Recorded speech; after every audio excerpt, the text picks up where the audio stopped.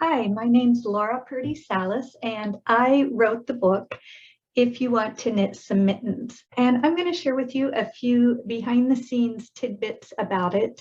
And then I'm going to share a bit about the writing process and the process of making a book.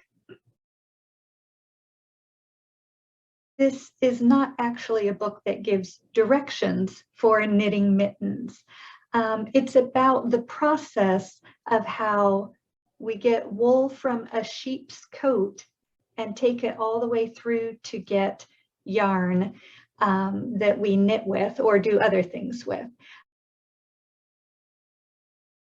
That I was so excited when I saw the art for this book by Angela Madison. And one thing that really tickled me is you see the main characters here, the girl and sheep. And I just loved that the girl had braids because when I was growing up, I had braids too. That's my second grade school picture.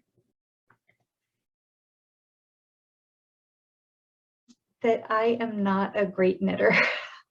I do knit, but you know, fingerless gloves are about my speed, scarves and a few hats. That is a little shawl that I was trying to make that's supposed to come down a little bit over your shoulders and down your arms a bit, and I did not measure correctly, nor did I knit correctly.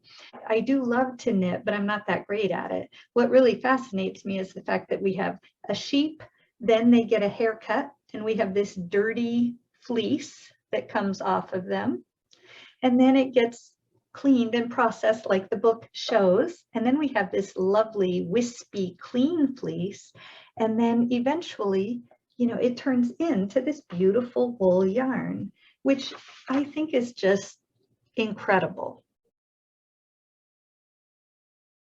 One of the favorite parts of my research was going to a little local farm here in Minnesota where I live. I got to see sheep of all sizes and different states of cleanliness, as we talk about in the book.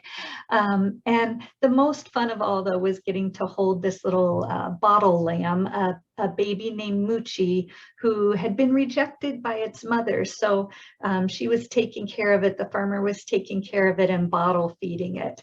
And so I got to snuggle with Moochie a little, which was awesome.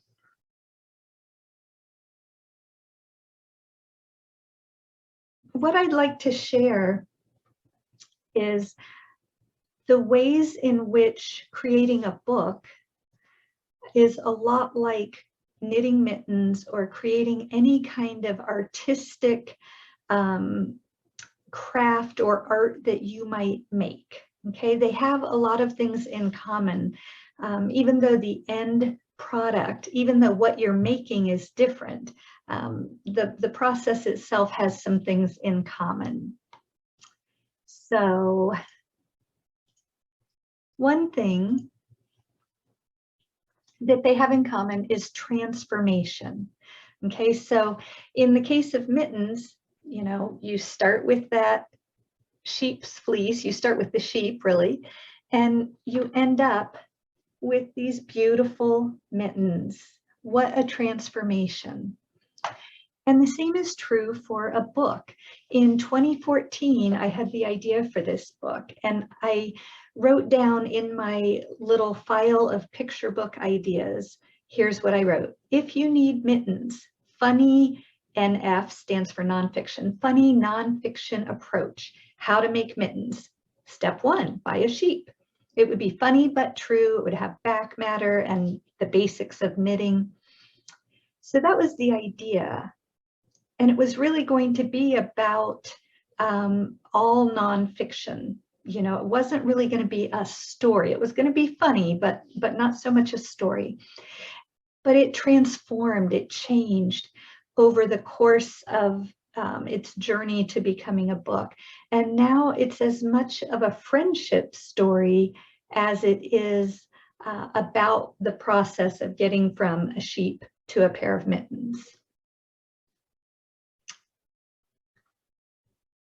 Another thing, oh, I wanted to tell you that from the draft of the manuscript that I sold to my wonderful editor, Rebecca Davis at Boyd's Mills, from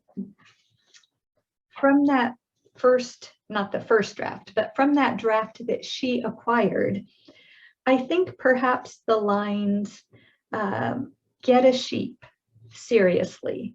That's what opens the book. And then later in the book, when it says, hold the golden sun in your hands, those might be the only phrases that actually stayed the same or almost the same over the course of the journey, because it transformed, because it went through many more revisions. And that's what happens with any kind of artistic project. Also, it takes a long time to create some projects, right? So in this book, when steps 10, 11, and 12 are all step 10, wait. Step 11, wait. Step 12, wait. Well, nobody said this would be a quick project. That rings so true, not just for, you know, the process of raising a sheep and making mittens, but also for the process of a book from the time it's written to the time it's published. So this book took 7 years, and I wrote it in 1 year. I sold it the next year, so that's pretty fast. But it was still, then the next year, I got notes from my editor about things she didn't think were quite working, and really pushing me to make the story work on more than one level. So for instance, an editorial letter in 2016, part of it said, I think there are opportunities for even further humor in this manuscript if you think more deeply about the sheep character. And then she goes on to ask, what would be the relationship between the main character and the sheep? What personality would this particular sheep have? And that kind of thing. So she asked me these questions and really pushed me to go beyond what I had and make it a friendship story too, which I'm so grateful to her for. There were 1 or 2 years in there where hardly anything happened in the book for me. You know, I was just waiting for things to happen. Then the fabulous illustrator Angela Madison came on board. And then I got to see sketches, and then there was reaching out to experts at the American Wool Council to vet the manuscript and make sure I didn't have anything incorrect in there. So it's a long process. And the third thing that I wanted to say they both share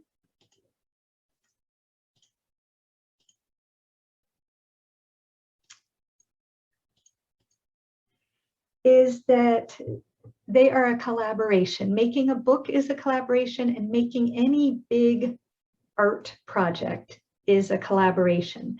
And so here's how it starts out.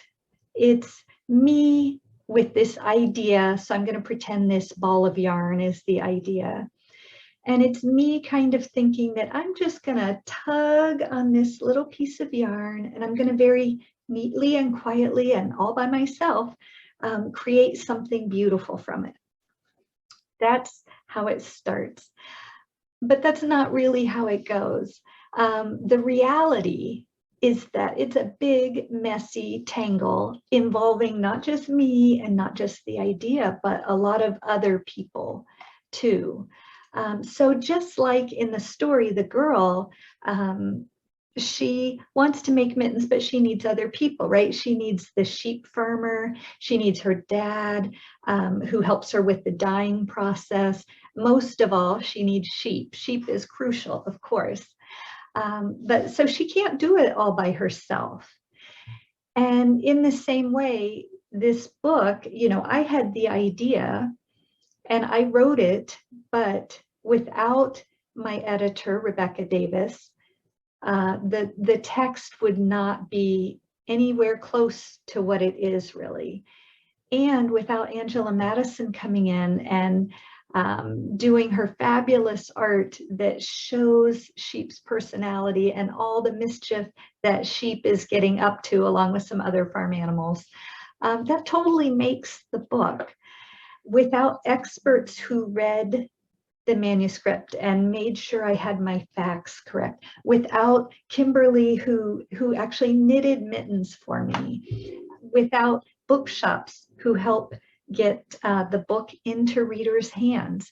You know, without those things, this book as it is couldn't exist. And that leaves out so many people at the publisher who do different things with the book and in the writing community who support me.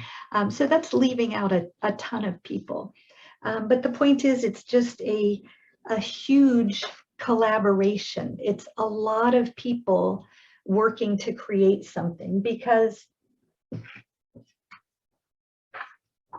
I can create this. You know, this was that early manuscript that sold. So I could do that mostly on my own, maybe.